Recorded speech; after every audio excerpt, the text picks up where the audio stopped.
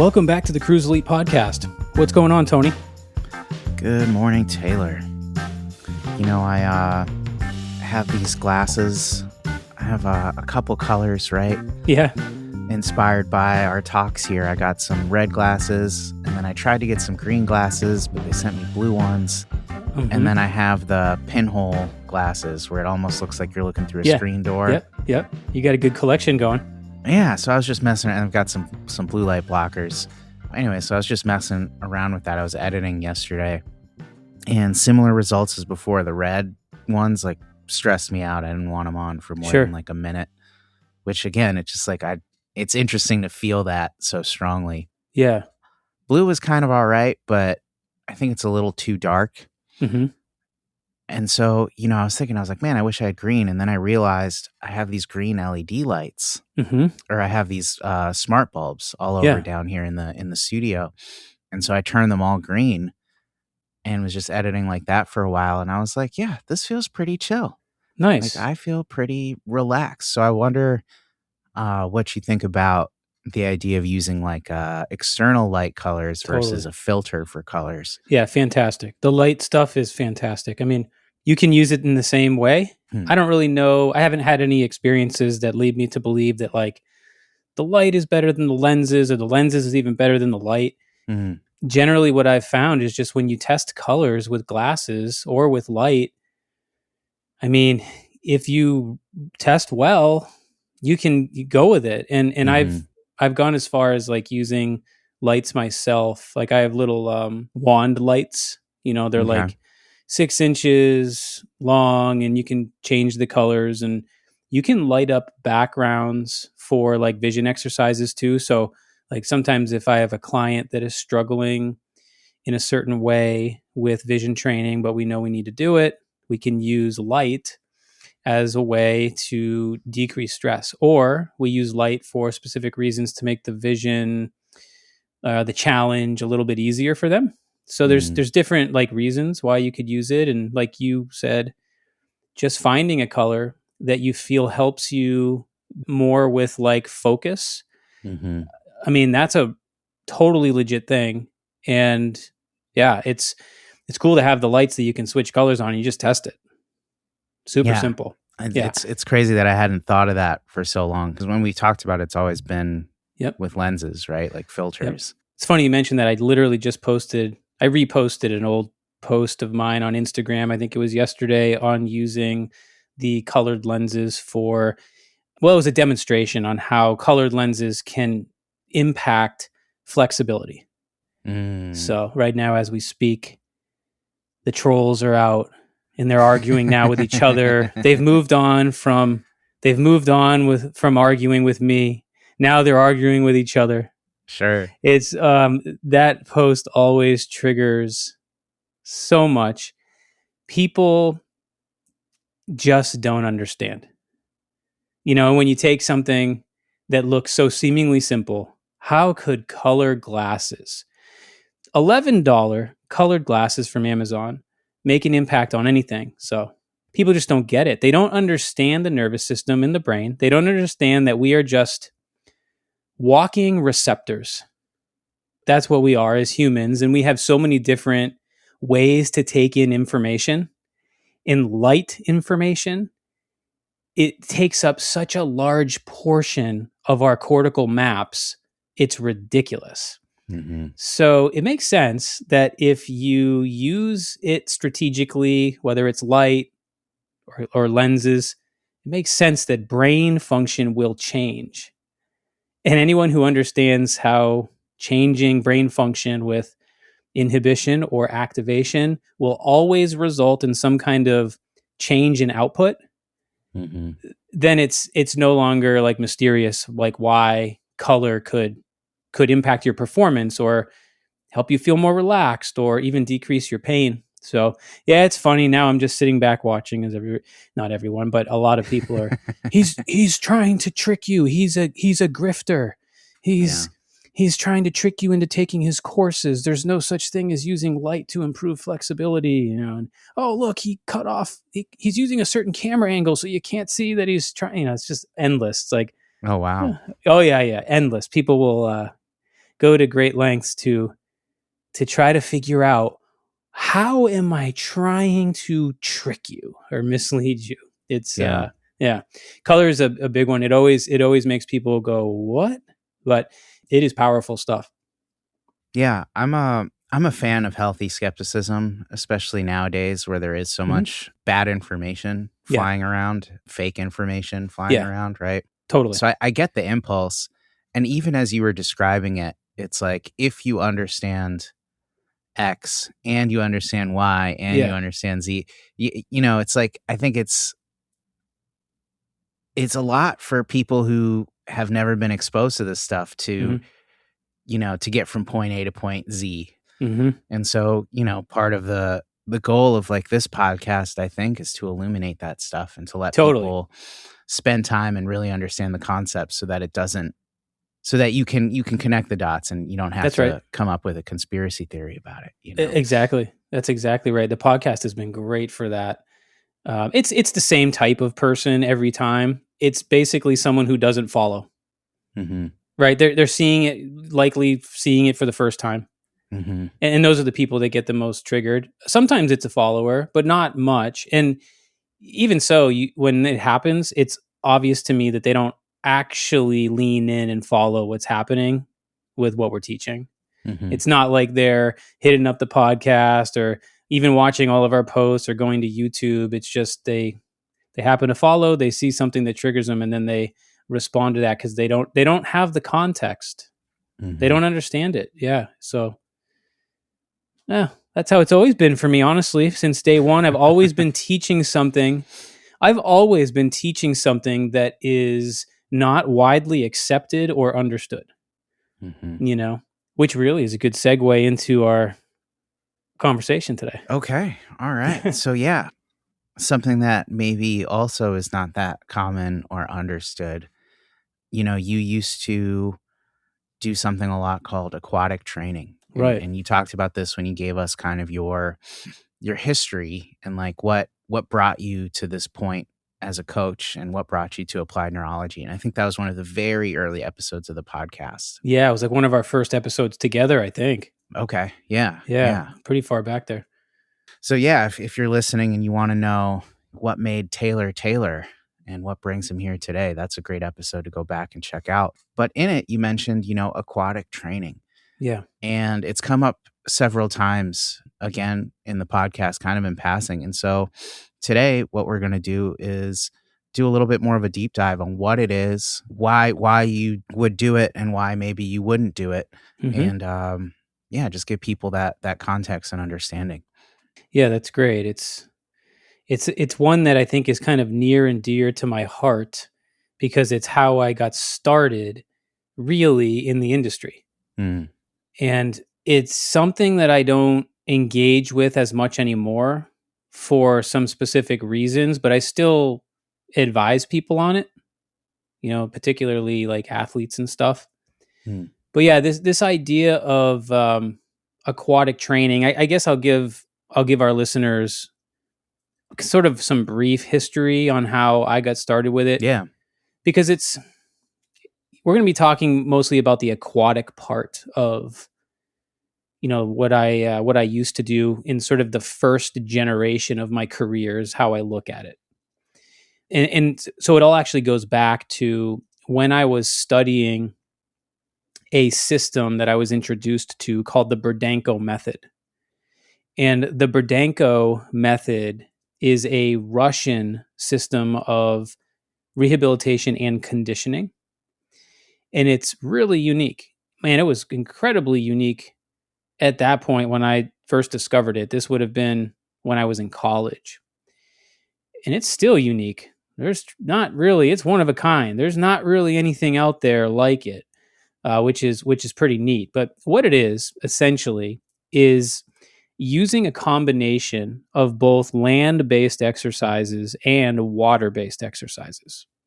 And what I mean by that is when you put together training or rehabilitation for somebody using this method called the Burdenko Method, a portion of what you would be doing would be training on land, right? So that could be a number of different things.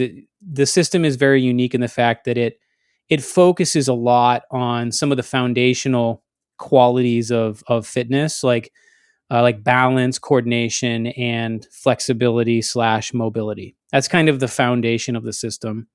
And there's still other, qualities involved, right? There's still speed, and there's still endurance, and there's still strength. But the foundational ones always take priority. And so the training looks very unique, very dynamic, and some of it would be done on land. And then the idea was, after you do the land portion of the training, if possible, you would go right to the water. So you go train hard on land, then you go to the water. Training on land could be anywhere from 30 minutes to an hour. And then if you can, you immediately go to the water, where you're spending at least 20 minutes on something that, in my mind, is more recovery based. And, or, depending on how you're using it, you can do conditioning in the water, right? You can really train hard in the water if you want to, if that's your goal. You can also use it as more of a medium for rehabilitation, or it's most known with this system anyway for going into the water to deal with injury. Mm-hmm. So land, water, you combine the two, you focus on balance, coordination, flexibility, and mobility, as well as other things. And this is kind of the essence of this idea, this system called the Burdenko Method. And I was introduced to it originally in college.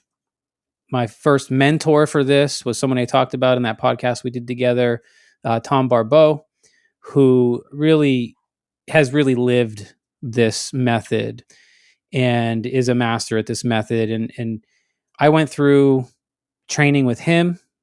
He was my original mentor with this. And then I went through training with Igor Burdanko, who's the innovator of the system. And then eventually I was master certified. And like I was saying, the first generation of my career was based on using the Burdenko method, a lot for helping athletes, but then also for creating more general fitness, kind of post-rehab training for people that may have had an injury or may have had a surgery, and they needed somebody to kind of bridge the gap between what is rehabilitation and what is getting back to an active, healthy lifestyle, right? So I was still working in the same space that I'm working in today. I was just using different tools at that point. So the water, and that's really the most unique part about it. And it's a little bit difficult for people to visualize what we're going to be talking about. So I'm going to be trying to be as descriptive as possible when I explain it. But more or less, if you were to see somebody engaging in this form of aquatic exercise, most of the time it's done in the deep end of a pool. Okay. And most of the time, a lot of the exercises are done in a vertical position. So when you say like aquatic exercise, most people jump to thinking about swimming. This is not swimming. It's nothing like swimming. Imagine somebody in the vertical position floating. Now, floating is the key word here, because in order to do this correctly, you would wear buoyancy on your body. And there's lots of different ways to do it. You could have a belt around your waist. They make water exercise belts that are foam that can keep you floating. So you might have that. Sometimes people wear buoyancy, again, foam, like ankle cuffs around their ankles. Sometimes it's both ankle cuffs and around the waist. They even make like special neoprene vests that kind of distribute the buoyancy a little bit better throughout the midline of the body. So there's still kind of foam involved in the vest and belt, and those work quite well too. And there's even like wrist cuffs. So the main thing to understand is that it's the buoyancy that really helps you achieve this vertical position, so that when you're exercising in deep water, you're actually able to relax. You don't have to tense to try to stay afloat. So when you have the right amount of buoyancy on your body, you can float like a cork. And basically the water would essentially be like the surface of the water would essentially be somewhere around your collarbone. That's how you know you have enough buoyancy. And then once you have enough buoyancy, you are able to move and exercise and go through all these wonderful exercises that I learned through the Burdenko method. And it's not always vertical, but I want to keep pointing that out because that truly is the most unique part and part of this water training, but also from a kind of said principle standpoint, that vertical position is quite important, right? Because we're moving vertically rather than horizontally to kind of mimic where, as a human, we're going to spend the most time in a vertical position. So there's still exercises done horizontally. There's even still exercises done in the shallow end where you do not need as much or even any buoyancy. But again, most of it is done in deep water vertically. So you said two things so far that are a bit surprising to me. One is that the aquatic training, there's an emphasis on training on land first. Right. And I kind of imagined in like a rehab sort of situation, you would do it the other way around, right? Mm-hmm. You would take kind of like the softer form of aquatic training and then graduate to being able to do it on land. So that's one thing. And then Well, that's a great thought. Yeah, go ahead with the second one. Well, no, let's pause there for a moment then. Well, that is like anything, right? There's basic fundamental principles, but then we shift those principles depending on the situation. Mm-hmm. So in more of a rehab context where someone is not yet ready for conditioning, let's say, using the principles of the Burdanko method, you might only do water. It may start there. That's a great thought. So it might start in deep water, and then it might progress to shallow water. Interesting. And then eventually from that combination of deep and shallow work, you might then go to land. So you're kind of graduating and getting yourself to land where now you can deal with gravity more, you can deal with your body more. And then eventually the combination of the two is more kind of where it goes. It's kind of like the end game that you're trying to get to that works amazing. It's just such a nice combination to stress your body on land, but then decompress in the water.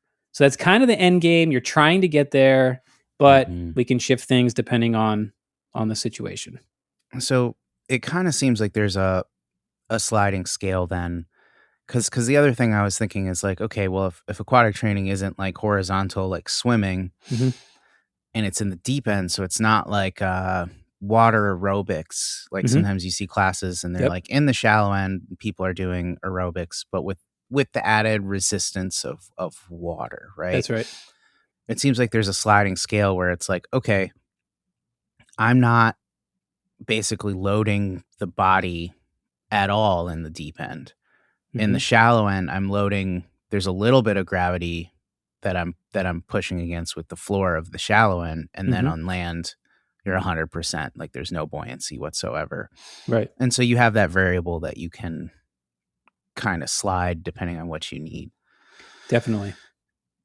So that's one variable, right? But then there's others, it seems, because like I said, with like water aerobics, part of what it seems like they're doing is they're using the resistance of the water as opposed to the lack of resistance of air, right?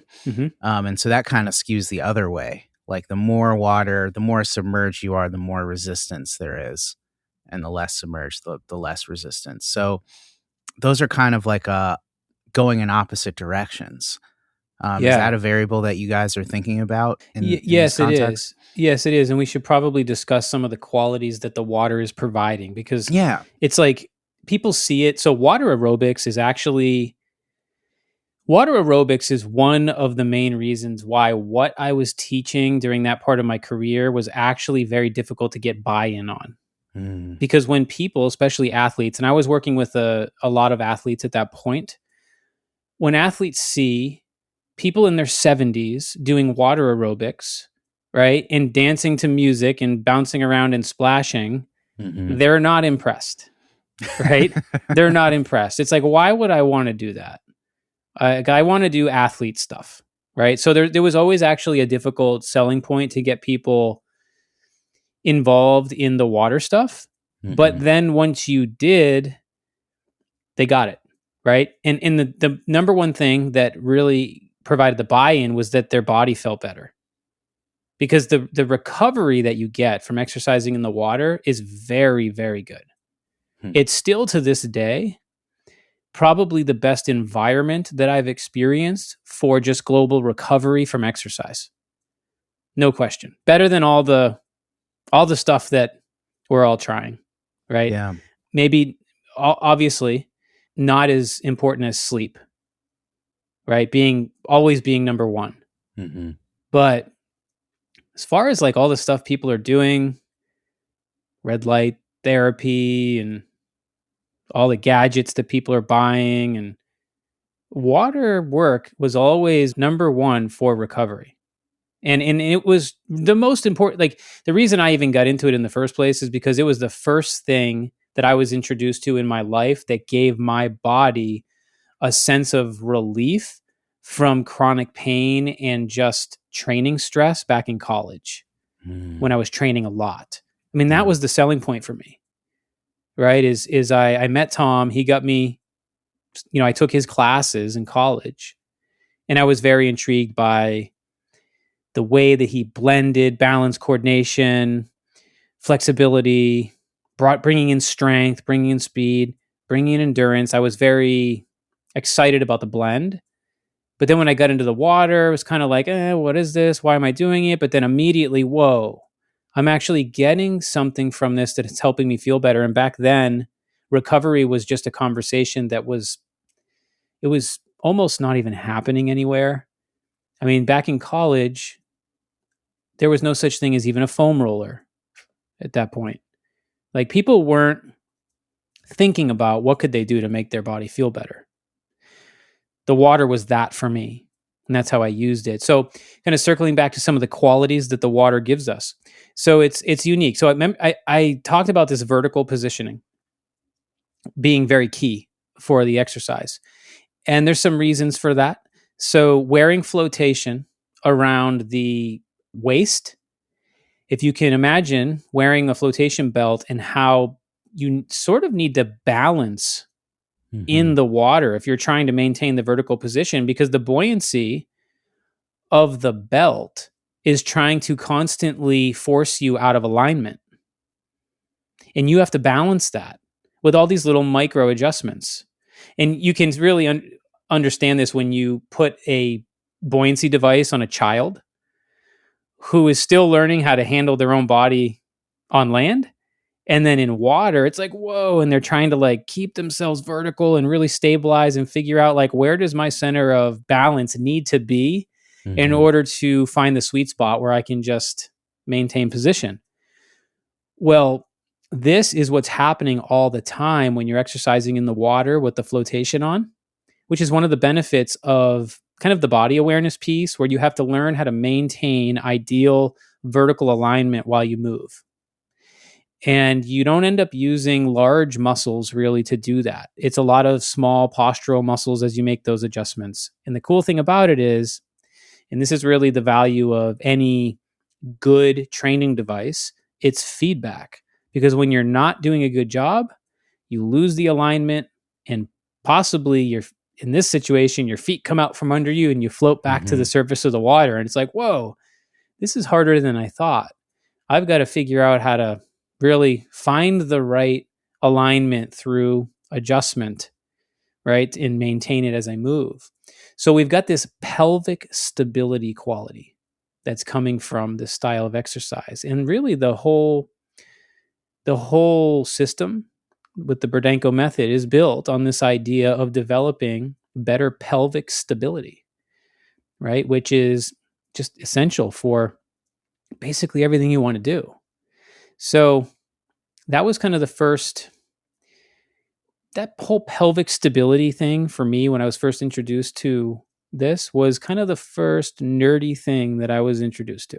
Because remember, I'm coming from the strength world at this point, right? I'm coming from goals of wanting to deadlift over 500 pounds, right?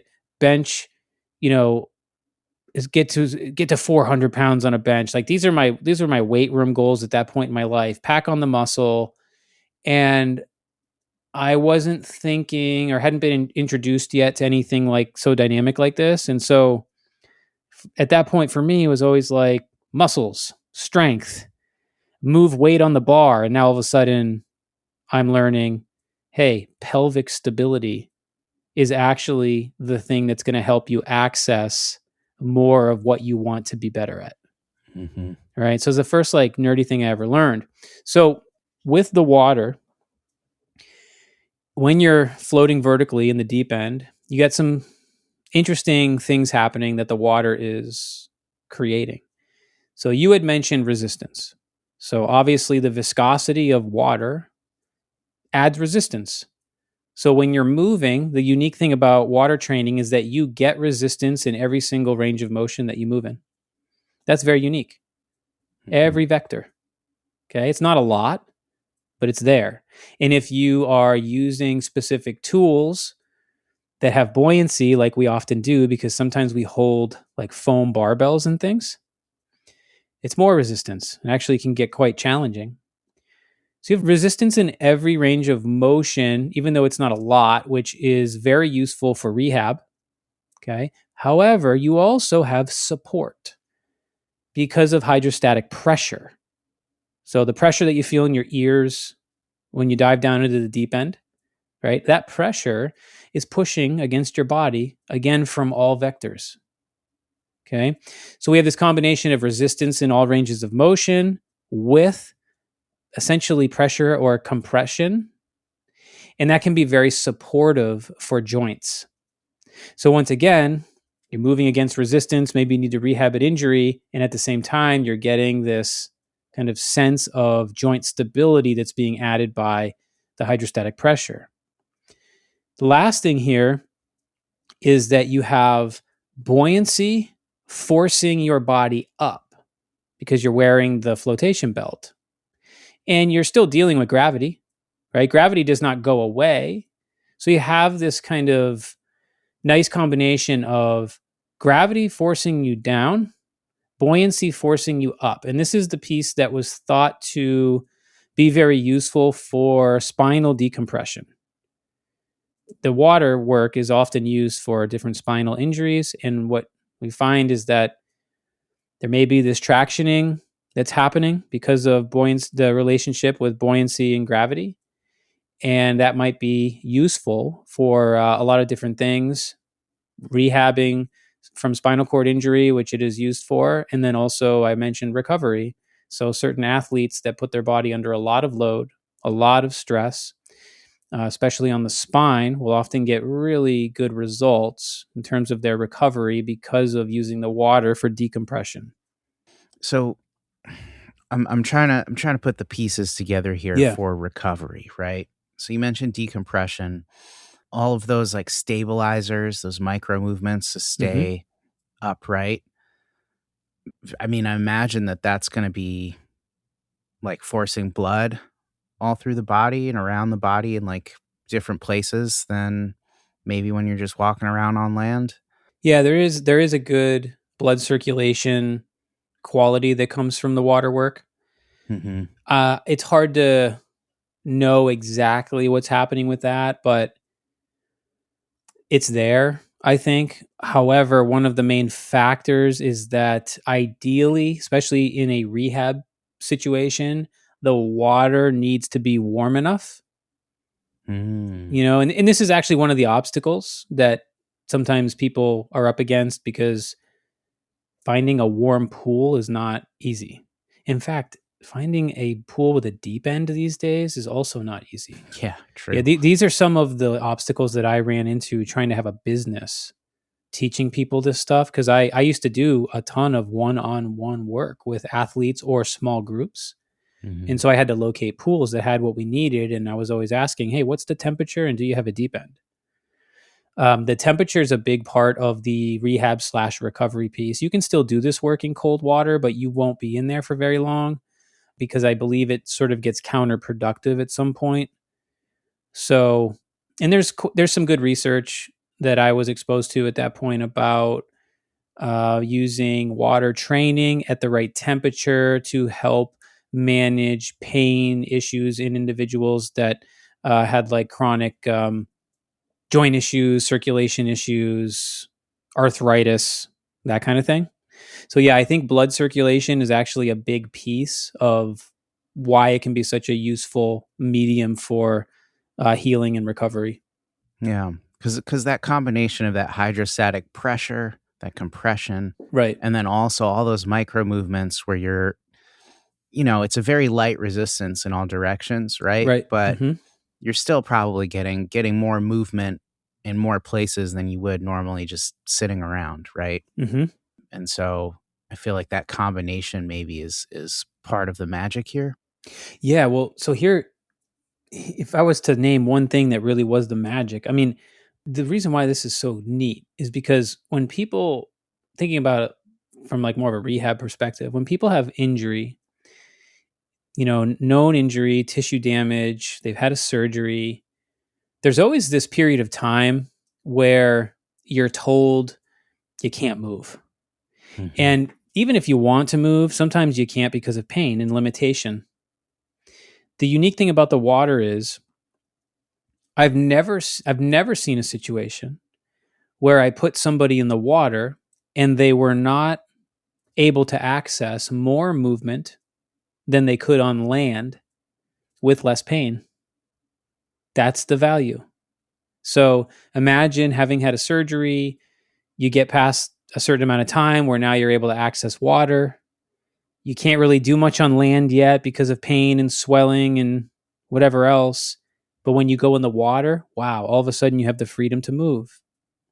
And that idea right there fundamentally is what the Burdenko method was actually built on. Because when I read about and hear from Igor Burdanko, when he tells the story, he originally got involved in this kind of work because when he was a very young boy in Russia, his father was severely injured in World War II and ended up making it home. And I think the story goes that when Igor was a young boy in school, he was like one of 3 people in his class of 40 kids whose father actually came home from the war.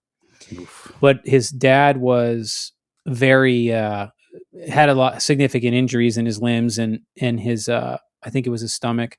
Anyway, the story goes that his father previously had a lot of experience in swimming, and for some reason it drove him to want to go to the water during his recovery time.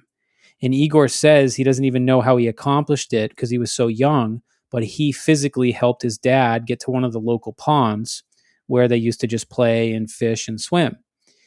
And he would do that every day with his dad because his dad figured out that that environment was the only environment that allowed him to actually move, because at home he couldn't, and he knew he had to move in order to rehab.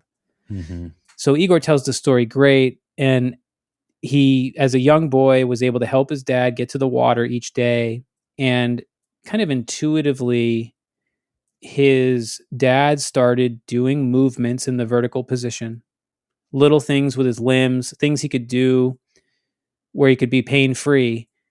And I think Igor had that experience, and he just really downloaded that in his mind. And Igor, as he grew up, he became highly educated. He became one of the people that was actually in charge of writing the physical education books for, I think it was around 16 years in Russia, that children used at school. And anyone who knows the Soviet background of physical conditioning and rehab, that the Soviets were so far ahead of us in this field, it was not even funny. And we're still taking all the little, we're still following the breadcrumbs, Mm-hmm. right, from what they did in terms of training and rehab, and still discovering things that they were doing a long time ago that we're now pulling into training and rehab. And so Igor comes from that background and had a really big part in setting the stage for what physical education was, which it was tremendous stuff for kids at that point. And, in his research and, his study, and he wrote several books, and after doing that physical education stuff, eventually he came to the United States. I think it was like around 1981, and it sort of all unfolded for him. All of his experience kind of came together to form what he was calling the Burdenko Method. He had done some research on water training and just really, in a really neat way, just kind of pulled together all the things that he had been exposed to and learned to form this system of exercise that was both land-based and water-based. So it's the water, as I said, I've never seen a situation where a person could not move more freely in the water.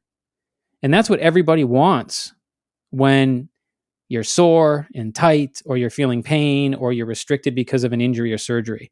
Everybody wants to be able to move. And the water allows you to do that.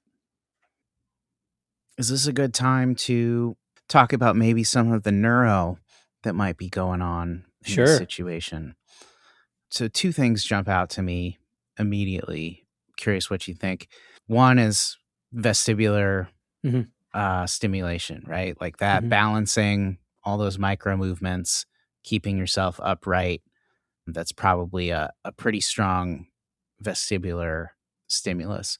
Yep. And then the other one is just the hydrostatic pressure is just like a really light dermal thing all around the body, right? Just a little bit of pressure on the skin. That's huge. Yeah. We'll start right there. So that pressure at the dermal level, right? That can be a sensory stimulus, because the cool thing about moving in the water is you feel every movement you make. Mm-hmm. That can be really valuable for somebody. That dermal pressure, like you're saying, affects the lymphatic system too, right? We just did our episode on the lymphatic system. That's right. And maybe perhaps this should have been mentioned, but water training, excellent for lymphatics. So that is one of the things that is actually quite easy to quantify in the experience that I've had, because I put so many people in the pool with a big swollen joint, right, from surgery or injury, and the result afterwards is it's always smaller, right? And so there's actually really good evidence in my experience that moving in the water is really good for dealing with fluid dynamics in the body when you're having a lot of swelling. So yeah, that's a really important one. Back to vestibular. So certainly this is where it gets interesting. Okay. This is funny because back when I was doing all of this, it was a time in my career where I think a lot of people go through this in our industry, becoming over devoted to something and believing in something too much, right? And just, you're not trying to, but you're excited. And that's what this was for me, right? It was different. I saw it helping people. There was also a little bit too much mystery involved and a little bit too many unanswered questions that, to be honest, at that point in my career, drew me in even more. Because sometimes when we don't have answers to things, but we know what we're doing is powerful and useful, it sort of adds to this feeling of, man, this is cool. We don't necessarily need to know, but this is cool. But I'll be honest, it sometimes skews the way that you view what's actually happening. And at that point in my career, I didn't have the observation skills that I have now, and I didn't even know what the vestibular system was. Okay, so I knew I was helping people move in a more healthy way, and the water was the thing that I was able to use for the problems that I couldn't solve. Pain issues, chronic pain. I knew it was good for people, and I knew I saw, call it acute results. But with actual pain problems, it was kind of like, is this really doing what I needed to do? Right. And I may have believed that it was too much at the time only because of what I didn't know. So there are some reasons why this water stuff may not be the right thing for an individual. And it does come back to the vestibular system, some of it, and the spinal cord, and how we orient ourselves against gravity on land. Because here's the important part to understand: training in the water is non-specific for where we actually need to be most of the time. So thinking that we can use a non-specific environment to train ourselves to be better movers on land is a little silly, right? The said principle is a real thing. If you want to be good at handling your body on land, on two legs like a human, and do human things like display good locomotion, right? Or just any kind of contralateral biped type of movement, the water is not specific to that, right? It's not specific to that. And so you have to consider that. It's a tool like anything else. Now, this is where I learned maybe there's more to learn. I was working with a woman who was living with MS, and she described to me, she found me more for the neuro. This is early on for me, pretty early on, as I had made this transition from exclusively teaching the Burdenko Method to now discovering applied neuroscience. She had found me for the neuroscience stuff. And she had kind of, in a roundabout way, been referred by somebody that I used to work with a lot, who also taught this water exercise. So she was kind of like meeting the people that I knew, and then it led her to me. And one of the things that she said to me was, I love the water stuff. It always felt good as I was doing it, but I got so much worse afterwards. And I was like, well, in what way? I was like, really? And I was, again, it's a point where I'm starting to see this myself. I'm starting to understand how this might not be the right tool for certain people. She said, my balance would be so much worse after the water session. She'd get out of the pool. Now, remember, she's living with MS. She already had very serious balance issues at this point. And one of the things that was the reason she was looking for help, and the reason she found me, is because she was having life-threatening falls. Yeah. 3, well, maybe more than 3 at that point, 4 or 5 times a year. Scary fall. Not good. And it was frightening to her because even though she could move well in the pool, she'd get out of the pool, start to walk on the pool deck, and she'd have to be holding on to things. She felt very lost in space, basically. And I remembered that, and I was like, man, I think I know why. I understand now, because I had done enough neuro testing on this woman to understand her balance issues. She had a lot of inner ear issues. She had a lot of vision issues. And your vision and your vestibular systems are some of the primary drivers for helping you maintain posture, for helping you orient yourself in the world, and for helping you know where you are, right? A lot of spatial mapping, and then integrating those things into what is proprioception. Okay, so her inner ear was already sending confusing signals to her brain. And so when she went in the water and started dealing with what is essentially an unstable surface, right? She's kind of like bobbling around, trying to find her alignment, trying to find ideal posture, and it's very challenging for her. Her vestibular system wasn't really sure about what was happening, almost like a sensory mismatch. She no longer had the same proprioceptive inputs that she would get in a land-based situation, like under her feet. That is very threatening for someone that has a balance issue.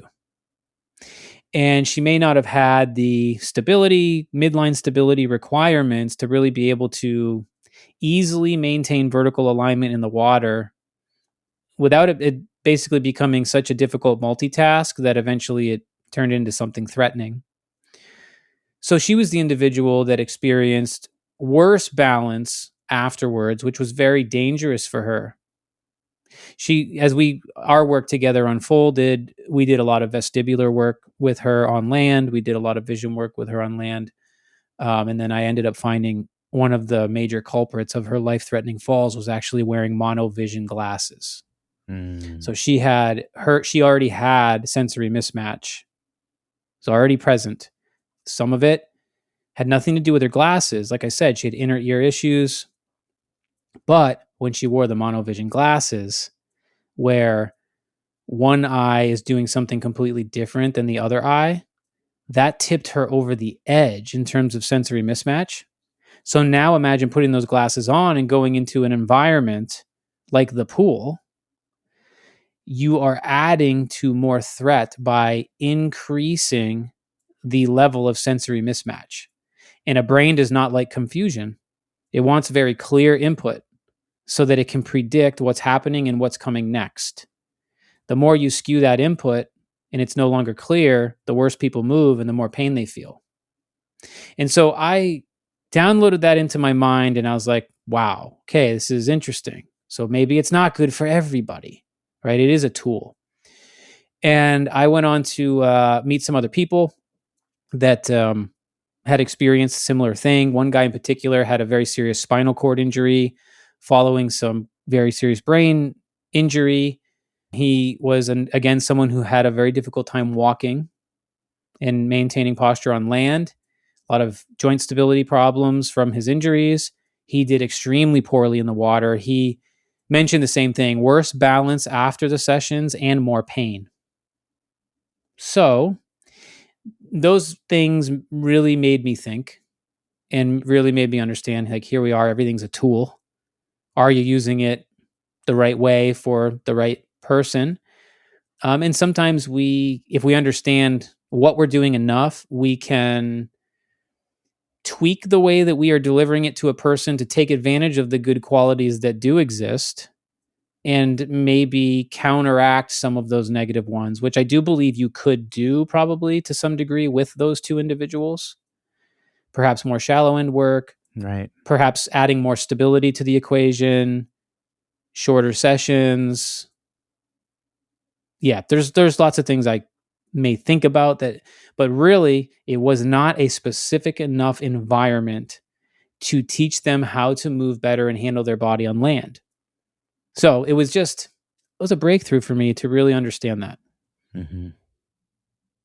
So one thing that I'm curious about is how you would use it for an athlete versus for like a prehab person. Is it mostly the same stuff, or are you actually doing some really different things? So it's mostly the same stuff. The exercises were always very similar. Mm-hmm. It really came down to like training variables and intensity. A lot of times for the athlete, when you're using it for recovery, it was more or less a rehab session. Mm-hmm. You know, is it's low intensity for the most part, and just focusing on quality of movement, full ranges of motion.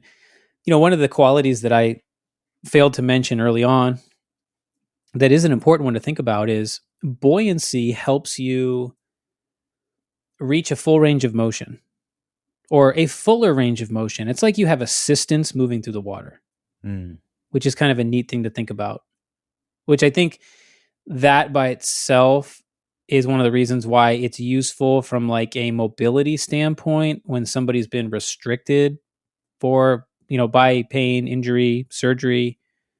Buoyancy will help you move through a greater range of motion than you could before, and you get to do it with support and against some resistance, which gives the brain some level of stability, right? So that's important to mention. But as an athlete, the best way to use it is for recovery, which is more or less just a rehab session. But sometimes we would take advantage of the water from more of a conditioning standpoint, where the intensity would be higher than just a more recovery type session. That was always fun and very hard. So the way that you would design training for an athlete with this system, if you were really respecting how the system was delivered to the athlete, it's interesting. You spend, and this is, again, a lot of this is coming just from that Soviet research. You spend a whole week focusing on a single quality. So for example, you might have a balance week where however many days you train in a week, the primary focus is balance, but each day is blended with another quality. So there's a primary quality for the workout in the week, but there's a secondary quality each day. So the system was based on these essential qualities of fitness: balance, coordination, flexibility, speed, endurance, and strength. So if you are in a balance week, the first day might be balance plus coordination. And that's what you focus on: primary quality balance, secondary quality coordination. We are really challenging your coordination, but also your balance. Second day, rather than focusing only on balance coordination, it might be balance flexibility, right? And you continue to move through what is in a visual, the pyramid that makes up the Burdenko Method, where you're moving through the qualities, attaching a secondary quality to the primary quality for a week. And then it changes. Instead of a balance week, you then have a coordination week. Primary quality is coordination. We attach all the secondary qualities to that. So coordination balance, perhaps, right? Coordination flexibility. And it goes on. Coordination speed, coordination endurance, coordination strength, right? And you're working through all the qualities. And so you'd follow that same template in the water too. And for a more experienced athlete, you would increase the intensity to some degree so that there was kind of a training element to it. You're still getting recovery, but you're training. And so it just depended on what quality you were working on. But when you got to endurance week, watch out, because the form of endurance that you could do in the pool is brutal if you want to make it hard. Yeah. It's because the reps go up, right? The reps go up. Typically in the Burdenko Method, there's some different thoughts around this, but more or less in a training context, you're going to do 10 repetitions slow, 10 repetitions at a medium speed, and 10 repetitions at a fast speed. There's speed variability built into every exercise. This is a very unique part of the system. Okay, almost nobody understands speed variability still to this day and how important it is. In most general fitness is the same speed all the time. People get locked into their, what I know now is their internal rhythm, where they exercise at the same time, at the same speed, no matter what they're doing. Mm-hmm. You become highly deficient in being able to move at other speeds and handle your body at other speeds. You don't want deficiency in speed because it shrinks your movement box over time. And the receptors that are giving your brain and nervous system feedback on the speed become deconditioned.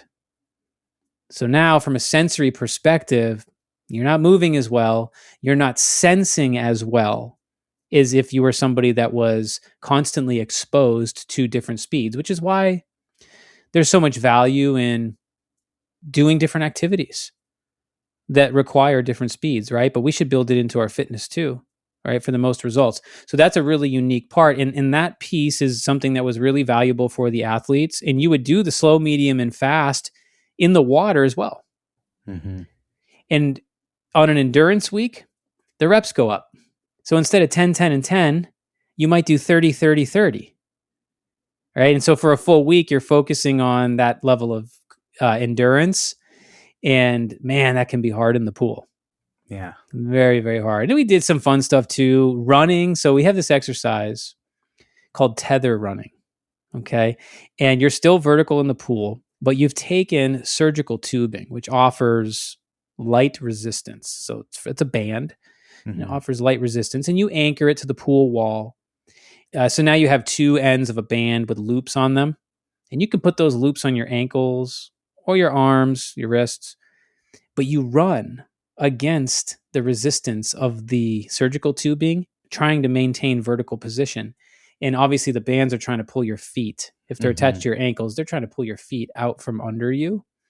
Ridiculously hard. And maybe you're doing that for timed sets. Maybe it's 1 minute or something. 30 seconds to 1 minute, and you try to run out there against the resistance. And maybe we have a cone set up on the pool deck, and you're trying to keep your position as you're running against the resistance of the water, and you're looking out the corner of your eye to make sure you're still at the cone. Oh, unbelievable endurance training. So the point is, when you're utilizing the principles of this method, you're getting a wide variety of training stimulus coming from these different qualities. Very cool. I often think of water polo as one of like the great endurance Oh my gosh, yeah. sports. So one significant difference from water polo to this is the lack of buoyancy, right? Yeah, right. Oh my gosh. And so they're always fighting to stay above water. And I think what you mentioned earlier is the main difference there is that the tension in their body needed to just constantly be treading is different than what you're doing when someone has buoyancy, and then they can actually kind of relax in the water. Yeah, exactly. And there were times, I should say, where we purposely took all the buoyancy off to make it harder. Yeah. So here's another unique way to use water. And this is something that was very useful for me as an athlete, because particularly in one very specific case during my college wrestling career, I sprained my ankle really bad. I remember my ankle being a mess for 6 months. And when you have an injury like that, there's this fear for the athlete where you're like, I'm going to lose cardiovascular fitness, right? Can't have that, right? So you can't really do cardio on land when you're dealing with an acute ankle sprain. How are you going to do that? I mean, maybe you could pedal a bike. Maybe not. You certainly aren't going to go for a run, right? Yeah, you might be able to dabble in some other machines, but the unique thing about the water is I was able to go into deep water, even with an ankle sprain, and I was able to push myself extremely hard using that tether running or doing intervals of vertical running.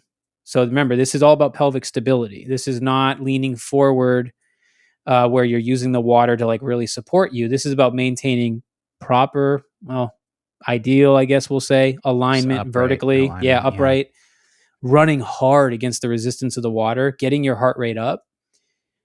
Super valuable when you don't want to lose cardiovascular fitness. And so I learned that early on in college from that experience. And when I coached high school wrestling and we had to deal with athletes that got ankle sprains or anything else, and you knew they were going to be back. But the question is, if we got them to a point where they could come back before the season was over, was their fitness going to decrease so much that it wouldn't matter? And so, we always had one to, in a bad case, maybe 1 to 4 athletes that had sustained some kind of usually minor injury. And so after practice, they get in the car with Coach KRUSE, we go to the pool. And I was able to put them through a session that focused on all those qualities we talked about, but also focused a lot on the endurance piece so that they could get their heart rate up enough. That way, when they came back and they were healthy enough to compete again, they hadn't lost all that cardiovascular fitness, which was great. Are there instances where there's an injury that's exacerbated, or like that the resistance of the water actually causes more pain? Yep. Great question. Glad you mentioned it. Learned that the hard way myself. So there is another instance, nerve injury. You sometimes have to be quite careful with a flared up nerve injury, because remember what I said, you have buoyancy helping you find a larger range of motion than you could on land.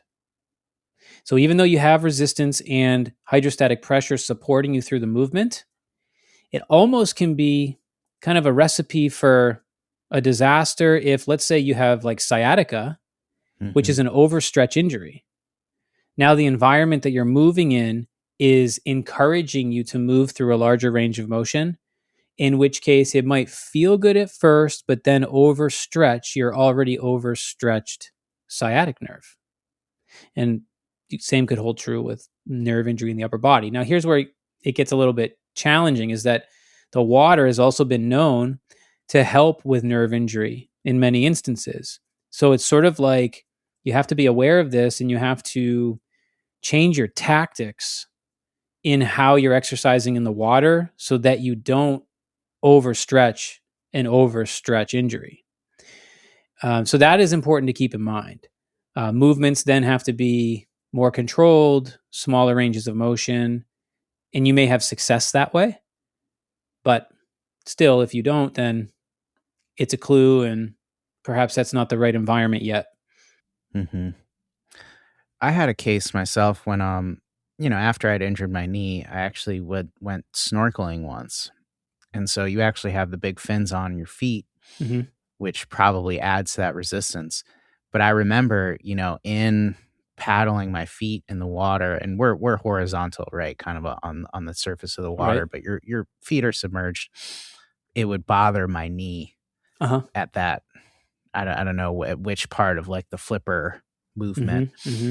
And so I can just imagine just that extra force. And I imagine the flipper added even more force on the ankle, which would pull kind of at the structures in the knee, right? Yeah. So you have to be mindful of level of resistance, level of buoyancy. All that stuff can come into play as you're trying to kind of tactically navigate how to use that medium for, to be best suited for, your goals. Mm-hmm. So one problem I think you kind of alluded to is in prescribing this stuff is that there's not a lot of warm, deep pools for people to use. I mean, man, it's frustrating. So obviously you can go to your local pond, your local lake, your local river. You're going to get colder water in most cases for some people anyway. That's fine. I've done that many times. It's tough, harder to find a pool that's suitable. Those obstacles are some of the things that drove me out of using this stuff with people, right? Because finding a pool was always hard. Once you find the pool, big deal. You got to find time for the pool, right? Mm-hmm. You got to rent it, right? I had to rent it, and I'd have to have slots where I could put people in, individuals or groups. Well, now you're renting, competing with other people, and your clients have to be able to use the slot that you can get. Now you have scheduling issues, right? Yeah. Sometimes the pools were cold. You knew that might not be ideal for a certain situation. Some people just don't want to get in the water, right? There was a lot of obstacles, but there was always a select few people that loved it, and they really embraced it because they gave it a chance and they felt the value, right? Even if there's little obstacles, like the temperature doesn't have to be perfect, like big deal. Yeah. So those things became challenging, and my interests gravitated more into applied neuroscience anyways, because I was able to help more people with very specific problems versus generalize their training and use the land and water stuff. That's still amazing. It's just not where my interests were. But here's the thing. If I was coaching any kind of sport, this would be a part of it. No question. If I was consulting with a professional athlete, okay, I always make sure to introduce them to this because they may have access to a pool.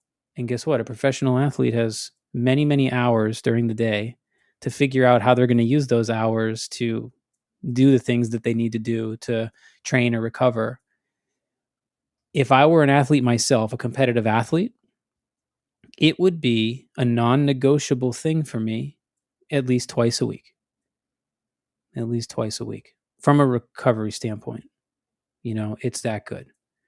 So it's like I said at the beginning of the episode, it's near and dear to my heart because of all the cool experiences I had with it, all the people and mentors I've had that kind of guided me with it. but also because I still know the power of it. And it's just that it's that thing that is not something, it's like I moved away from it. And it wasn't because I wanted to necessarily, it was because of other obstacles and then finding new passions.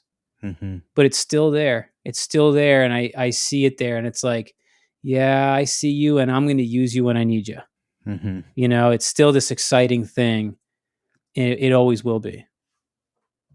Yeah, very cool.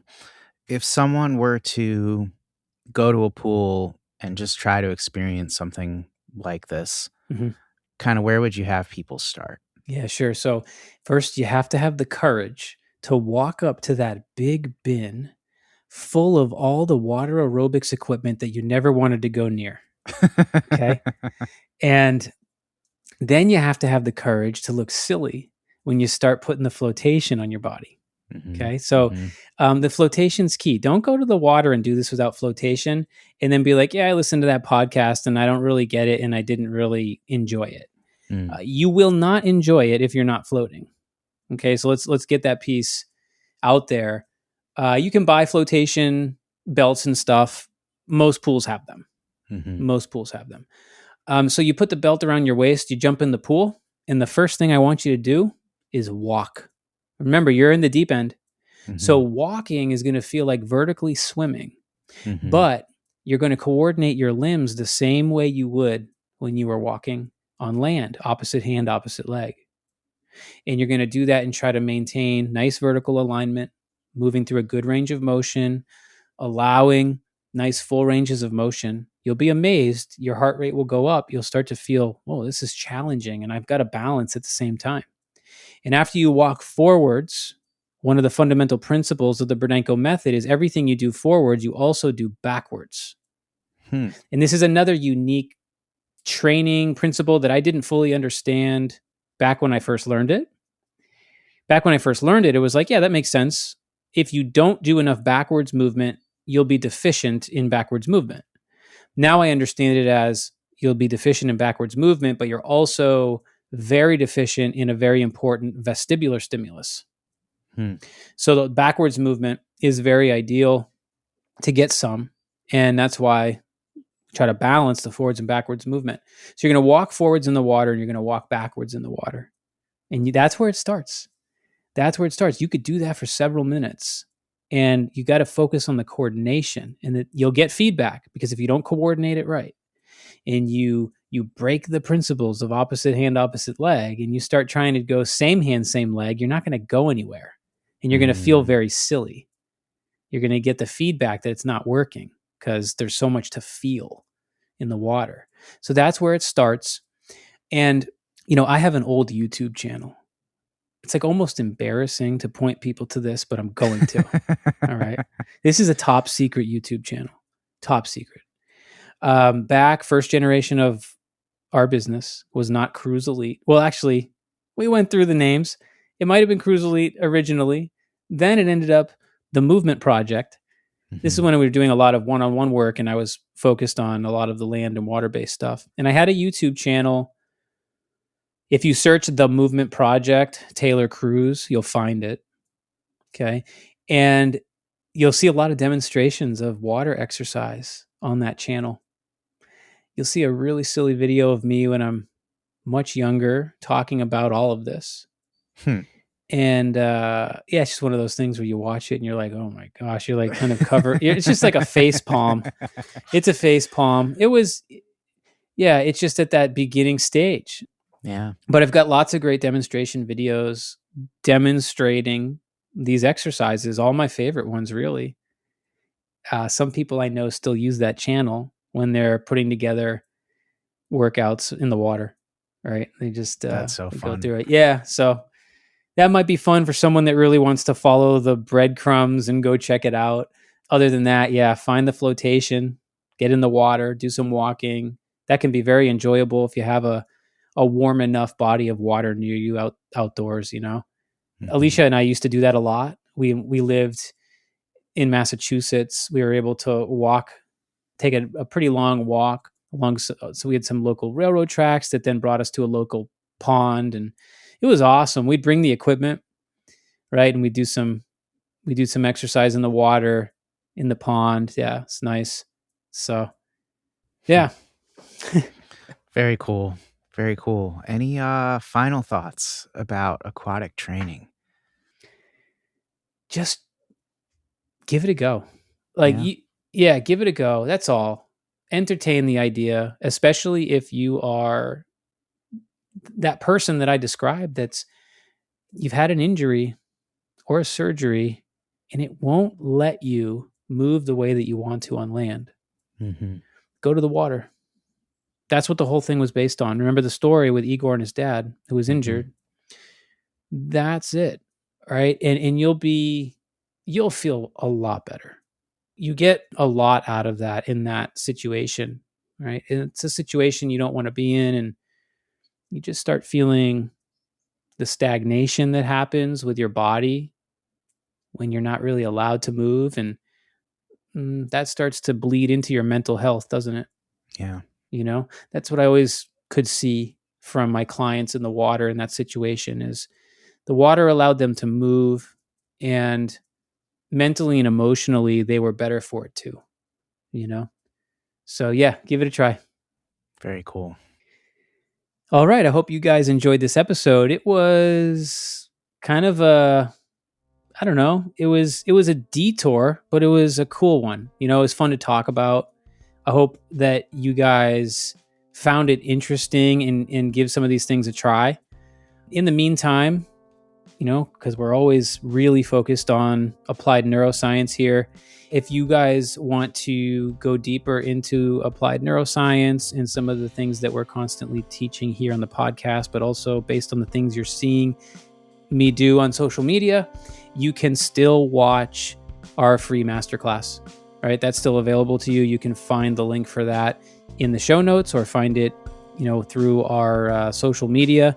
That masterclass is just a great place to land for some of the more important foundational educational lessons that we're putting out there to help people understand applied neuroscience. And then you'll also pick up some drills, hopefully a few high payoff ones too, that start moving the needle in the right direction for you, whether it's a mobility problem, a balance problem, or a pain problem. So give it a try. And thank you all for your support here on the podcast. We will be back soon.